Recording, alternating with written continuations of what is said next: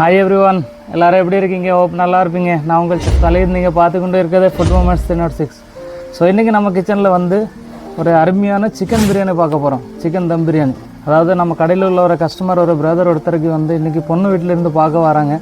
So நம்மக்கிட்ட தான் order கொடுத்துருக்காங்க, ஒரு 20 பிரியாணி வேணும் அப்படின்னு. இந்த 20 பிரியாணி இன்றைக்கி செய்ய போகிறோம். ரொம்ப ஸ்பெஷலாக இருக்கும், ரொம்ப அருமையாக இருக்கும்.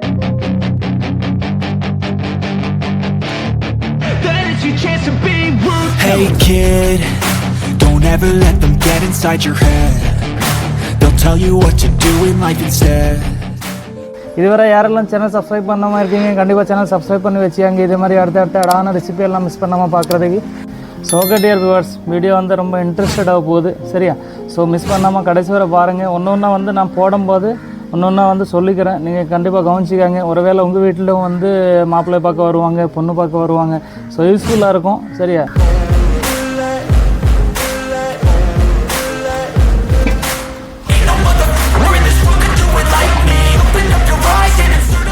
ஓகே, அடுப்பு பற்ற வச்சாச்சு.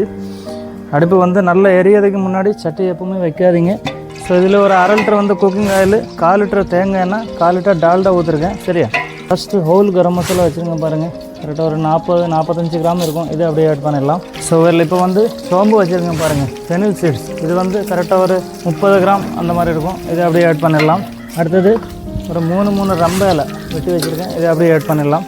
அடுத்தது வந்து ஒரு 10 பச்சை மிளகா கீரை வச்சுருக்கேன், இதை அப்படியே ஆட் பண்ணிடலாம். அடுத்தது வந்து ஒரு 100 கிராம் முந்திரி, 100 கிராம் கிஸ்மிஸ், இதை அப்படியே ஆட் பண்ணிடலாம். அடுத்தது வந்து கரெக்டாக 1-200 வெங்காயம் இருக்குது, ஸ்லைஸாக கட் பண்ணி வச்சுருக்கேன், இது டக்குன்னு ஆட் பண்ணிடலாம். ஏன்னா கிஸ்மிஸ் படம் வந்து கரிஞ்சிடக்கூடாது, அதனால் அந்த வெங்காயத்தை வந்து குயிக்காக ஆட் பண்ணிக்கோங்க, சரியா?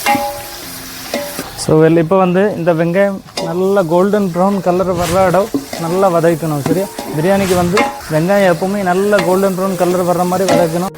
ஸோ ஓகே டியர் வியூவர்ஸ், வெங்காயம் பாருங்கள் நல்லா அழகாக ப்ரௌன் கலர் வந்துட்டு பார்த்தீங்களா? இப்போ வந்து இதில் ஃபஸ்ட்டு சில்லி பவுடர் ஆட் பண்ணிடலாம். சில்லி பவுடர் கரெக்டாக ஒரு 3 கரண்டி இடம், இதை அப்படியே ஆட் பண்ணிடலாம், சரியா? சில்லி பவுடர் முதல்ல ஏன் ஆட் பண்ணுறோன்னா, அந்த ஆயிலோட இந்த சில்லி பவுடர் வந்து வதக்கும் போது பிரியாணியில் நல்லா அழகான ரெடிஷ் ஒரு கலர் கிடைக்கும். ஸோ அதனால் ஃபஸ்ட்டு சில்லி பவுடர் ஆட் பண்ணியாச்சு. அடுத்தது வந்து தக்காளி பாருங்கள், ஒரு 1 கிலோ தக்காளி, இதை அப்படியே ஆட் பண்ணிடலாம். ஓகே, இந்த தக்காளி கூட இப்போ சால்ட் ஆட் பண்ணிடலாம். சால்ட் வந்து கல்லுப்பு வச்சுருங்க பாருங்கள். கல்லுப்பு வந்து கரெக்டாக ஒரு 5 கரண்டி போடலாம். 1 2 3 4 5 கரண்டி கல்லுப்பு போட்டிருக்கேன். பிரியாணியில் வந்து கொஞ்சம் புளிப்பு தன்மை வேணும். ஸோ அதனால் லெமன் இல்லைனா தயிர் இதனால் ஆட் பண்ணிக்கலாம். ஸோ இதில் வந்து சிக்கன் பிரியாணியில் எப்போவுமே தயிர் கொஞ்சம் ஃப்ளேவர்ஃபுல்லாக இருக்கும். ஸோ அதனால் தயிர் ஆட் பண்ணிக்கிறேன். கரெக்டாக ஒரு 200 ml தயிர் ஆட் பண்ணியிருக்கேன்.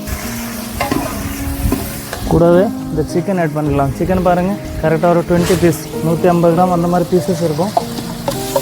இந்த 20 பீஸ் சிக்கன் அப்படியே ஆட் பண்ணியாச்சு. இப்போ வந்து இதில் ஜிஞ்சர் கார்லிக் பேஸ்ட், இஞ்சி பூடு பேஸ்ட் வந்து கரெக்டாக ஒரு 100 கிராம் இஞ்சி, 100 கிராம் பூடு, இது அப்படியே ஆட் பண்ணியாச்சு. இப்போ வந்து இதில் மற்ற ஸ்பைசஸ் எல்லாம் ஆட் பண்ணிடலாம். ஃபஸ்ட்டு வந்து கரம் மசாலா பாருங்கள், ஒரு 2 கரண்டி கரம் மசாலா. மஞ்சள் பொடி வந்து ஒரு 2 கரண்டி ஆட் பண்ணியிருக்கேன். அடுத்து மல்லிப்பொடி பாருங்கள், ஒரு 3 கரண்டி மல்லிப்பொடி. அடுத்தது வந்து கடையில் வாங்கிற சிக்கன் மசாலா ஒரு 3 கரண்டி. அவ்வளோதான் ஸ்பைசஸ்ஸு. இது கூட லைட்டாக புதினா எல்லாம், லைட்டாக மல்லி எல்லாம் போட்டுட்டு அப்படி கிண்டிடலாம்.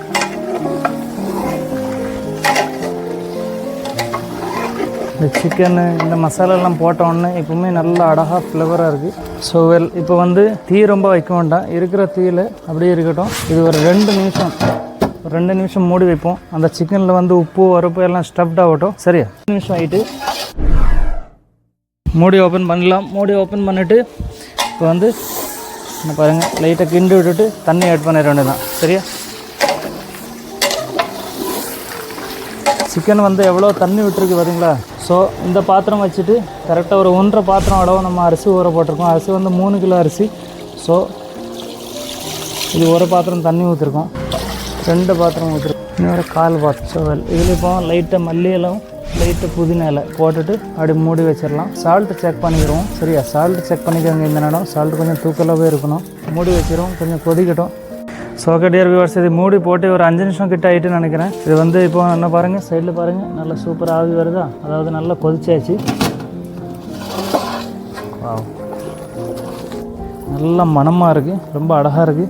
இப்போ வந்து இது பர்ஃபெக்டான கண்டிஷன் நம்ம ரைஸு உள்ளே விடுறதுக்கு. ஸோ ரைஸு பாருங்கள், நான் பார்த்தீங்களா ஒரு 20 நிமிஷம் ஊற போட்டு நல்லா 3 தண்ணி அலசி ஒரு 2 நிமிஷம் ஆகிட்டு வடித்து வச்சுருக்கேன். இதில் ஒரு சொட்டு தண்ணி கிடைக்குது, நல்லா வடிஞ்சு கிடக்கு. ஸோ அரிசி போட்டுடலாம்.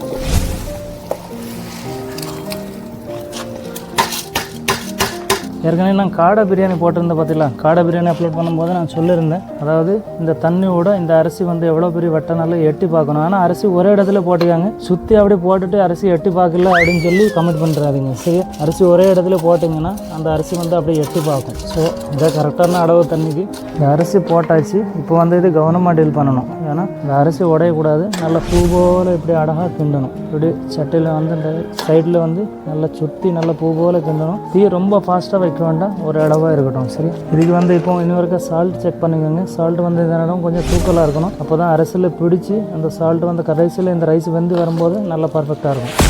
ஓகே டியர் வியூவர்ஸ், வீடியோ எப்படி போயிட்டு இருந்துச்சு கண்டிப்பாக கீழே கமெண்ட் பாக்ஸில் டைப் பண்ண மறந்துடாதீங்க. இப்போ பாருங்கள், ஆர்கேஜி ஃபேவரட் பிராண்ட். இது வந்து ஒரு 2 கரண்டி விடுவோம் அதுக்குள்ளே. சரியா, ரொம்ப போட வேண்டாம், அப்புறம் பிரியாணி தெவிட்டும், நிறைய சாப்பிட்டுக்கிட முடியாது. ஸோ அதனால் 1 2 டீஸ்பூன் போட்டிருக்கோம். சரியா, இது நல்ல ஃப்ளேவர் கொடுக்கும். இப்போ இது இப்படி லைட்டாக இலக்கி விட்டுட்டு கொஞ்சம் மூடி வச்சுருவோம், நல்லா கொதிக்கட்டும். சரியா,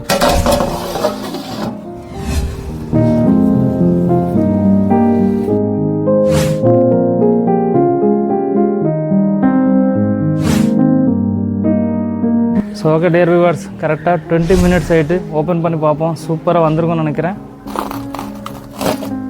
1 2 2 நான் கமெண்ட் பண்ணிட்டேன், நீங்கள் மட்டும் சொல்லுங்கள், ஓப்பன் பண்ணிடுவோம். 3 வா, பார்த்தீங்களா நல்லா சூப்பராக இருக்குது. இப்போ இலக்கி விட்டுருவோம்.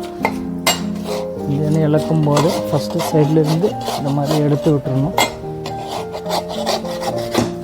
1 2 3 வா, சூப்பராக இருக்குது. பார்த்தீங்களா, ரைஸ் பாருங்கள் எப்படி நல்லா அழகாக வந்து நல்லா ஒத்தையாக வந்துருக்கு. பார்த்தீங்களா, எப்படி வேறு level. So okay dear viewers, biryani நல்லா சூப்பராக ஜம்முன்னு வந்திருக்கு. பார்த்தீங்களா, கண்டிப்பாக கீழே கமெண்ட் பாக்ஸில் உங்களோட கமெண்ட் டைப் பண்ணி சொல்லிக்கோங்க. நீங்கள் எங்கேருந்து பேசுகிறீங்க, உங்கள் பேர் என்ன, அதுவும் சேர்த்து டைப் பண்ணிக்கோங்க. அப்போ தான் உங்களுக்கு ஒரு தேங்க்ஸ் சொல்கிறதே வாய்ப்பு கிடைக்கும். ஸோ ஓகே, இதே மாதிரி அடுத்த அழகான ரெசிபியோட உங்களோட சந்திச்சுட்டே இருப்போம். அதை வர ஜெய் ஹிந்த், ஜெய் பாரத்.